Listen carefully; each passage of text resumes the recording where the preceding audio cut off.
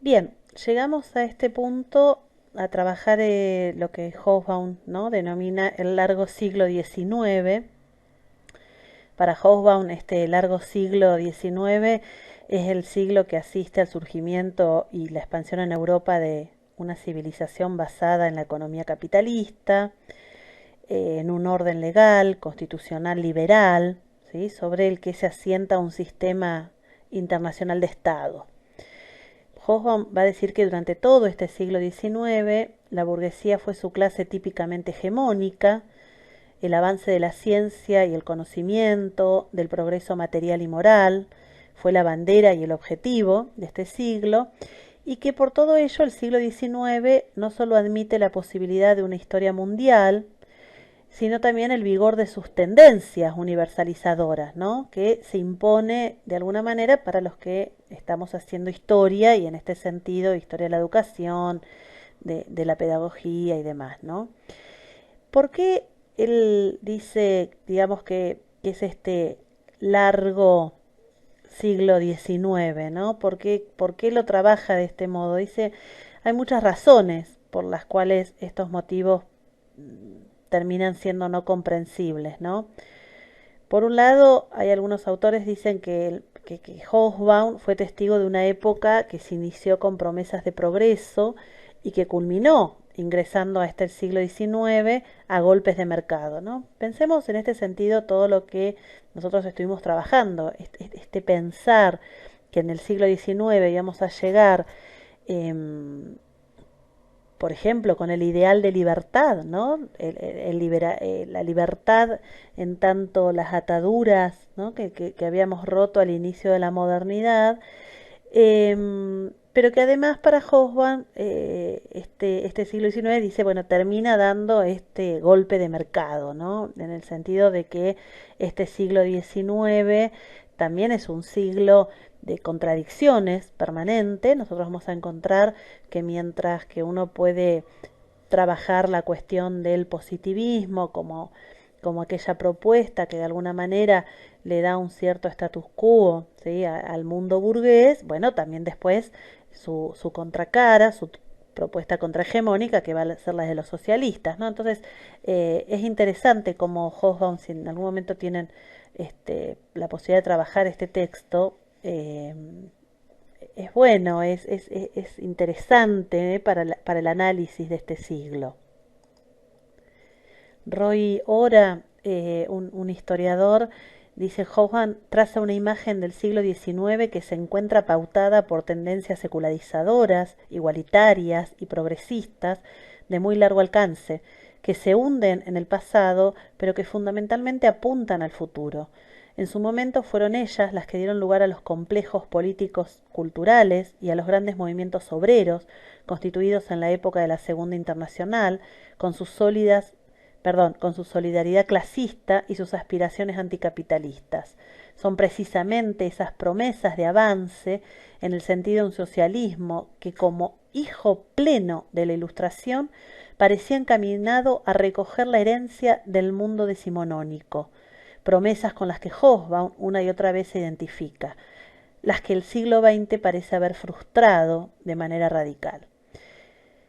Pero al cerrarse el siglo, Hobsbawm no advierte que nuestra época ha terminado por cuestionar severamente la posibilidad de orientar con firmeza las sociedades humanas por el camino de la igualdad, sino que también ha hecho naufragar mucho de lo que se ve valioso en el mundo burgués del siglo XIX. Por todo, la historia del siglo XX para Hobsbawm no puede ser sino el relato de la recaída brutal de la civilización. Para nuestro autor, la historia de estos años extremos es la historia de una época que va de la Primera Guerra Mundial al derrumbe del sistema soviético, que ha llevado a su mayor esplendor el potencial material y cultural del progreso social, preparado a lo largo de más de un siglo, que por muchas razones merece ser calificado de excepcional y finalmente lo ha desbaratado. No, esto es muy interesante porque precisamente él plantea además que este siglo XIX, como les decía recién, es un siglo no solo de contradicciones permanentes, sino de propuestas también desde lo político y económico. ¿Qué nos interesa a nosotros? Fundamentalmente centrarnos, y ustedes van a tener el texto de Bianchi para poder trabajarlo, las propuestas políticas que derivan de lo que fueron las revoluciones de 1820, 1830 y 1848, que son revoluciones políticas que denominamos acá como movimientos revolucionarios, que llevan, entre otras cosas, por ejemplo, a implantar el sufragio universal masculino, a formas republicanas liberales de gobierno, ¿sí? Que no son caminos fáciles, ¿sí? Que fueron, para muchos dicen, es un proceso que recorrió intrincados caminos, y acordamos nosotras con ello. Es la propuesta del liberalismo político, del conservadurismo político, del nacionalismo. Y desde lo educativo, fundamentalmente este siglo XIX nos, nos da, nos trae, nos viene a la cabeza el positivismo, el socialismo utópico y científico y las propuestas romanticistas y neohumanistas. En este sentido, nosotros nos vamos a detener para esta materia en las propuestas positivistas, que de alguna manera vamos a ir viendo, pero que le darían este statu quo a la burguesía en ascenso, y por el otro lado la contracara, la propuesta contrahegemónica, que va a ser la propuesta de los socialistas utópicos, en este caso Saint-Simon, Owen, Fourier, y del socialismo científico de la mano de Marx, ¿no? Fundamentalmente. Como vimos en la unidad anterior, la Revolución Francesa se planteó no solo hacer pasar el poder de manos de la aristocracia feudal a la de los propietarios burgueses, rompiendo el antiguo aparato estatal y reemplazándolo por un nuevo orden, sino también la necesidad y que lleva a cabo de combatir a la Iglesia, que era el pilar ideológico del Estado antiguo, ¿no? Para Sobull, en el régimen napoleónico, además de la constitución civil del clero y posteriormente la reorganización a través de este concordato con la Iglesia, se crean en definitiva nuevos aparatos ideológicos, y en el cual, por ejemplo, la Universidad Imperial, ¿sí?, determina la nueva hegemonía ideológica de los notables y el funcionamiento del Estado burgués, ¿no? Esto como prototipo, en todo caso, de este nuevo aparato ideológico. Tras la caída de Napoleón, el Congreso de Viena se reúne en 1815, propone la conformación de la Santa Alianza con la unión de los monarcas absolutistas en defensa de los principios religiosos y políticos y sobre todo contra los ataques de la ola liberal que venían, decíamos, ¿no?, emergiendo en algunos estados, y de este modo, y bajo la implementación de la restauración borbónica, se polarizan los liberales, aquellos partidarios del liberalismo, que aspiran a imponer los principios revolucionarios, ¿no? Panorama que además, como vemos acá, se complejiza por la entrada también de los movimientos nacionalistas que surgen en aquellos países que se sentían oprimidos, en todo caso, por los repartos territoriales del citado Congreso de Viena, digamos. Entonces, también estos movimientos hace que en algunos territorios el liberalismo confluya con el nacionalismo, ya que para lograr estos procesos de unificación nacional, como es el caso italiano y el alemán, era necesario expulsar a las monarquías extranjeras y liberarse de los poderes autocráticos que dominaban, ¿no? Entonces, en ese sentido, estos movimientos revolucionarios, ¿sí?, los del 20, los del 30 y los del 48, aparecían como como las fases, ¿sí?, a las cuales, por las cuales iba a pasar, por supuesto, lo que denominábamos estas revoluciones. Bien,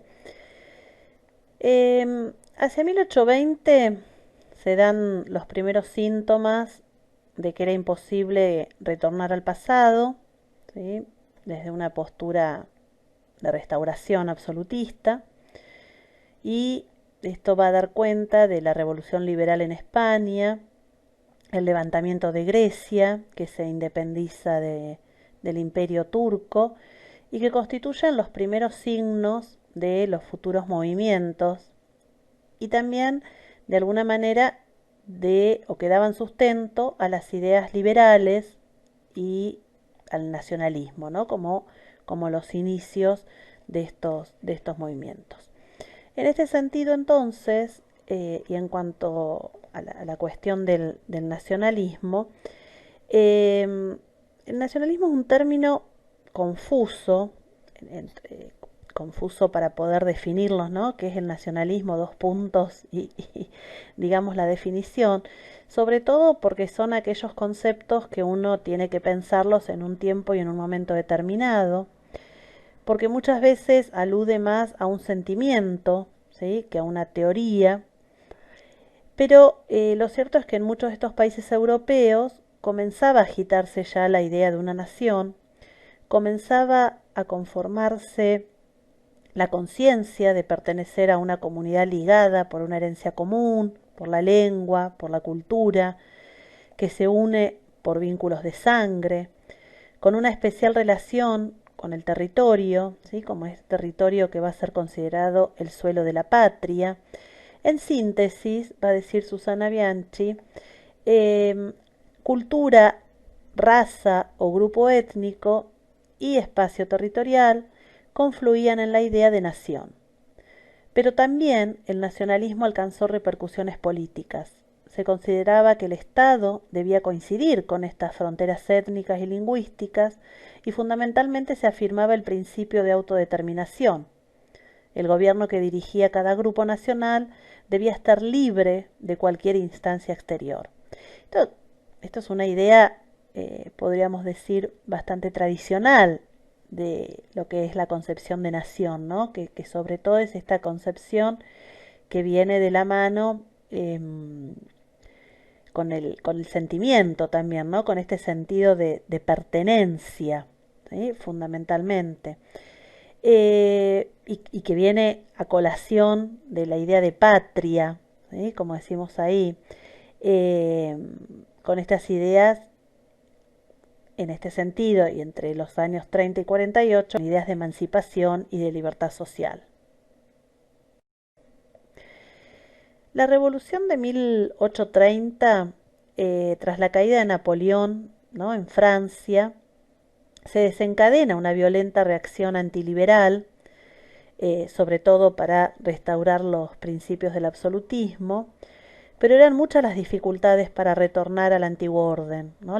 Pensemos que la sociedad ya se había transformado, la sociedad ya había pasado por esta revolución, por lo tanto la resistencia fue muy fuerte, ¿no? El sucesor de Luis XVIII, Carlos X, más compenetrado con los principios del absolutismo, desencadenó una persecución contra todo lo que llevara el signo de lo liberal, disolvió la Cámara de Diputados y promulgó una serie de medidas restrictivas sobre la prensa, sobre el sistema electoral, por lo cual, ustedes lo van a ir leyendo, ¿no? Pero por lo cual en ese momento el levantamiento popular estalla en París, la represión fue importante, eh, se siente en las calles, dice, y tras la abdicación del rey, ante el temor de que la participación popular desembocara en el retorno de una república jacobina, los liberales más moderados se apresuraron y le dieron al duque Luis Felipe de Orleans, que era liberal, la corona de Francia. Esto es interesante porque en realidad lo que hace en esos momentos es decir, bueno, frente a esta oleada popular, ¿sí?, que así la denominan, y ante el temor de los jacobinos, ¿no?, de un ala mucho más radicalizada, pero también ante el temor de una restauración borbónica, deciden, ¿sí?, darle el poder a Luis Felipe de Orleans, que va a ser denominado el rey burgués, ¿no? Y que fundamentalmente lo que va a plantear, en todo caso, va a ser la necesidad de tener una monarquía limitada, ¿sí? El nuevo monarca recibe su título ya no por herencia divina, ni una herencia histórica, sino por la voluntad de los representantes del pueblo en pleno ejercicio de la soberanía nacional. Esto también es bien interesante porque aparecen acá fuertemente los principios de Rousseau, ¿no? Sobre el contrato social y demás. Y esto también, de algún modo, esta instauración de la monarquía limitada, aunque fuese con sufragio restringido, significaba la derrota de las aristocracias absolutistas. Esta agitación revolucionaria de 1830 que inicia en Francia no se limita solamente a Francia, sino que también esto estimuló y desencadenó otros movimientos que se expandieron por gran parte de Europa, eh, por ejemplo en Bélgica, en Holanda, en Polonia, en Alemania, ¿sí? Esta oleada revolucionaria eh, se empieza a expandir, ¿no? Bueno, acá hay un par de mapas que son bien interesantes para que ustedes puedan observar, ¿no? Aquellos países que están afectados por los movimientos revolucionarios, ¿sí? Fíjense, sobre todo en el 20, las primeras revoluciones, ¿m? Los estallidos revolucionarios en donde se da. Los movimientos revolucionarios de 1830, ¿sí? Como desde Francia, ¿no? Acá les digo, van a cada uno de estos estados, ¿no? Polonia, Sajonia, lo que hoy es Alemania, Bélgica, ¿sí? Fíjense acá también las oleadas revolucionarias, la necesidad de las constituciones, fíjense que son constituciones liberales, la independencia de Grecia, la independencia de Bélgica, eh, bueno, sí, ¿no? Dice de las revoluciones de 1830 solo había quedado un testigo, Bélgica, independiente, con una constitución liberal, ¿sí? Grecia había sido otro, pero fíjense que todavía en lo que está en gris, ¿sí? Con esas flechas en negro, tienen que ver con la represión, todo lo que es el imperio ruso y el imperio austrohúngaro, todavía, ¿sí? Muy defensores de la monarquía absoluta, del absolutismo. Frente a esto, entonces, a este descontento político, a, eh, a la crisis que nosotros vamos a empezar también, o que se plantean, digamos, a partir de la crisis económica que afecta a Europa, vamos a dar inicio a un periodo nuevo que va a ser el periodo de las revoluciones del 48. ¿Sí? La administración de Luis Felipe se apoya en los grupos de la burguesía financiera, que es controlada por un gobierno en el que la participación electoral estaba restringida. El descontento fue creciendo, el Estado empezó a ayudar y a financiar a especuladores y financistas, por lo tanto, como ponemos ahí también, ante ese descontento político, la crisis económica que afectó no solo a Francia, sino a toda Europa, ¿sí? eh, considerando la crisis agrícola, la reducción del poder adquisitivo, el pánico bancario, las quiebras. La sociedad económica de esta primera mitad del siglo XIX es contradictoria, ¿no? Por un lado, se enriquece el valor de la producción agrícola e industrial, pero la mayoría de la población se empobrece, ¿sí? Sobre todo por los bajos salarios. Por lo tanto, paralelamente a la concentración capitalista, piensen que acá ya pasamos también por la primera revolución industrial, ¿sí? Nosotros no la hemos trabajado, pero acá se hace presente, la miseria va creciendo, ¿sí? Por lo que nosotros se habla en la historia de que frente a esta situación, la revolución de 1848 Es una revolución, es un movimiento democrático, fuertemente democrático, frente al liberalismo político que se definía por oposición al antiguo régimen. La del 48 busca profundizar estos contenidos, ¿no? Se comienza a reivindicar el derecho del voto para todos los ciudadanos, ¿sí? Eran los que decían que no había democracia sin sufragio universal. En el mismo sentido, se prefiere hablar de soberanía popular y no de soberanía nacional, ¿sí? Según estos ideólogos, el término nación parecía referirse a una entidad colectiva abstracta y el término pueblo, en cambio, subrayaba la totalidad de los individuos, ¿no? El pueblo eran los que invocaban estos revolucionarios del 48. Era el conjunto de los ciudadanos y no una abstracción jurídica. Y si el liberalismo se había inclinado por las monarquías constitucionales como una forma de gobierno, las monarquías parlamentarias como una forma de gobierno, estos movimientos democráticos consideraban a la república como la forma política más eficiente, más idónea para poder ejercer el sufragio universal, para poder defender la soberanía popular y para poder defender las garantías, ¿no?, a las libertades. En ese sentido, entonces, es donde surge, ¿sí? Donde empiezan a escribir, es el contexto en donde empiezan a escribir los socialistas como Fourier, eh, como Saint-Simon, como Owen, ¿sí? Que, bueno, van a ser denominados como socialistas utópicos, ¿sí?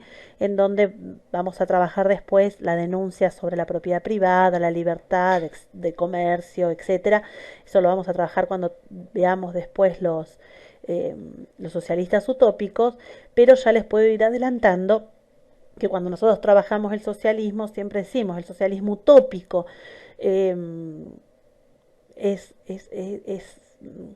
la expresión de la primera mitad del siglo XIX, mientras que el socialismo científico sería la expresión de la segunda mitad del siglo XIX, ¿no?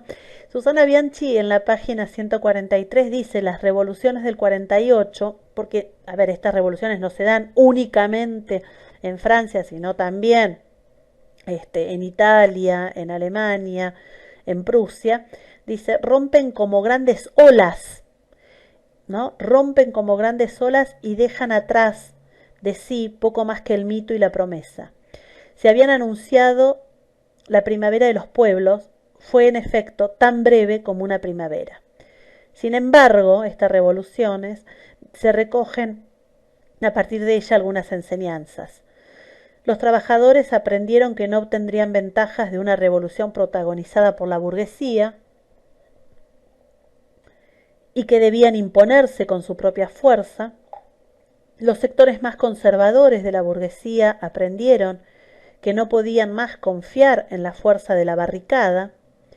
En lo sucesivo, las fuerzas del conservadurismo deberían defenderse de otra manera y tuvieron que aprender las consignas de la política del pueblo. La elección posterior de Luis Napoleón, el primer jefe del Estado moderno que gobierna, enseña que la democracia del sufragio universal era compatible con el orden social. Pero las revoluciones del 48 significaron, al menos en Europa occidental, el fin de la política tradicional y demostraron que el liberalismo, la democracia política, el nacionalismo, las clases medias e incluso las clases trabajadoras iban a ser protagonistas permanentes del futuro panorama político.